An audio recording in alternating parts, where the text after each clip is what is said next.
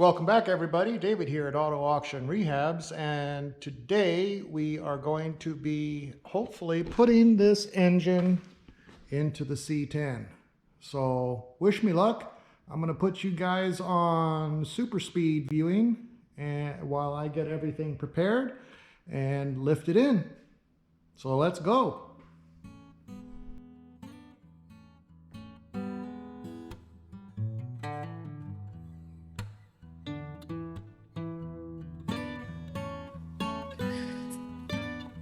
All right, so what's going on here is that I'm putting the lift plate onto the manifold, and I'll be quite honest with you, that lift plate, it just worries me a bit that those four little studs will hold that whole engine and transmission up.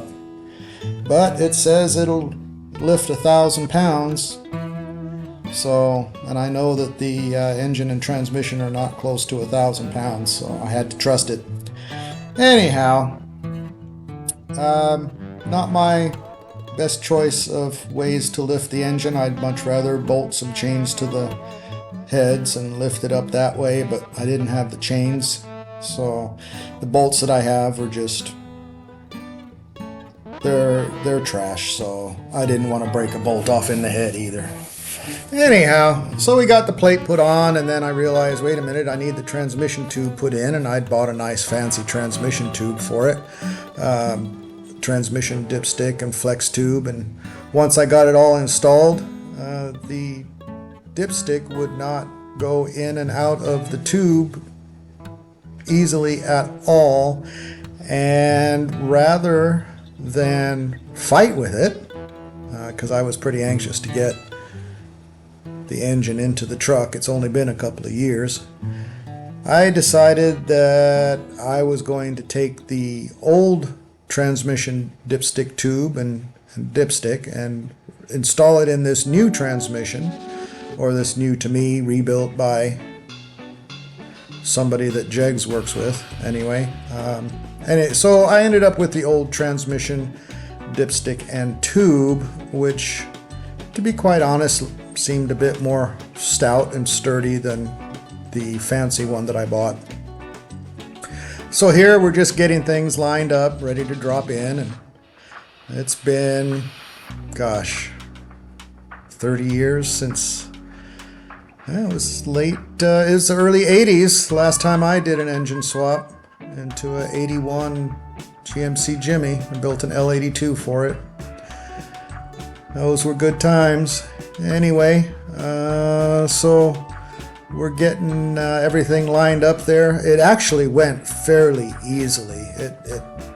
Putting the strap on the tail of the transmission to keep it from dipping down so much was the right thing to do. I do have an adjustable, I don't know what you call them, but it goes onto the hoist and you can adjust it to adjust the angle of the engine and whatnot, but it was too long. I had to raise the truck up because it's on the lift so that the engine hoist would slide underneath, and so everything ended up being way too long, so I just went this route, and it actually went in fairly easy once I got one of the engine mounts to line up to the frame. I put the bolt in, and it just took a little bit of finessing to get the other one in, and fortunately the transmission, everything just dropped in perfectly. The bolts just went right in. It was no problem at all. One big step towards the completion of this install. Thanks for watching, everybody. I appreciate it. Like and subscribe. All right, everybody, there it is. I can't tell you how pleased and excited and just pumped I am to have that engine sitting there. It is by no means anywhere near cranking over, but it's in the truck. I've been waiting almost 2 years for this, year and a half. Man, it just feels so good to have picked that thing up and dropped it in and have everything line up, and having done it myself, I just, yeah, it's time to celebrate. I didn't even put any of the accessories on, but I have all this room in the front. I am going to work on putting on the fuel pump, the water pump, the power steering pump, all new hoses, slipping the headers in, and gosh, I hope they do just slip in, getting the starter on, getting the carb on, water outlet. I think I need a fitting here for a bypass outlet. I need a fitting here for heater. I'm going to have to look at the pictures from when I took it apart and see how they ran it. I've got to get the AC off because that's going to go with the vintage air, because after I do all of this, then it's time to put the heater core. I'm sorry, not the heater core. It's time to put the core support and the inner fenders and outer fenders back on. They're probably not going to fit because I've got all new bushings for the front end and I haven't done the cab yet. So I don't know how that's all going to go together. It may not all go together, and if that's the case, that's fine. I'm going to put the old crappy drive shaft back in, simply because once I do get to a point where I can start it, I need to have a drive shaft in, and I don't have a spare $800 laying around right now for getting a new drive shaft made. So I may go the, you know, aftermarket stock replacement one for now, because it'll be good enough for now, because I'm not going to be getting on it. I'm just going to be driving it and putting, you know, the first 500 miles on, putting around. But I've got to get those Bluetooth springs fixed first. I don't want to be shooting the rear end right out the back of the truck. So, I mean, there's a lot to do before it's road ready. A lot to do.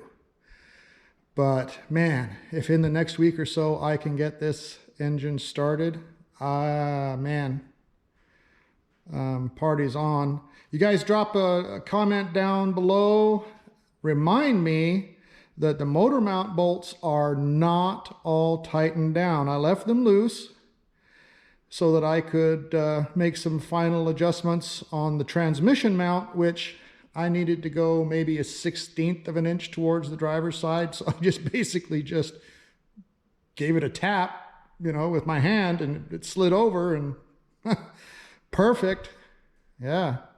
So there we are, replacing the 180 horsepower engine with a 400 horsepower engine. I think that's going to make a little bit of difference. Transmission's a bit different. It does not have a manual kickdown or vacuum kickdown as far as I know. It's all manual shift. I may be hitting up Motion Raceworks for a proper shifter, but again, that is quite expensive, and that might just have to wait for right now. So we can make do and get it running, and no project is ever fully complete. At least none of mine have ever been. So there's always work to do. There's always things to improve on. There's always things to do. And that's where we're going to be with this, because once I've got it running, then at some point, probably after break-in, it's coming back in the shop, getting all the sheet metal taken off, all the body work done, and then prep for paint. So, and that'll be a couple of years worth of work, because I don't have, there's several months at a time out of the year that I'm not here. So that's what it is, man. I gotta tell you guys, I am just tickled pink. Just dropping that thing in has just made my day. I just anticipated so many issues, and I don't care. You can throw anything at me right now. It's in. It's in. And I'm excited. Very excited. All right. Well, I'm going to take a break, have a cold snack, rejoice a little bit, and I don't know if I'm going to do any more today. I might not. I might just take a break today, and tomorrow come back, get the accessories put on, new hoses everywhere, and be just that much closer to starting. Thank you, everybody. I appreciate your support. I appreciate the comments. Please like, subscribe, and share. Man, I'm excited. Thanks, everybody.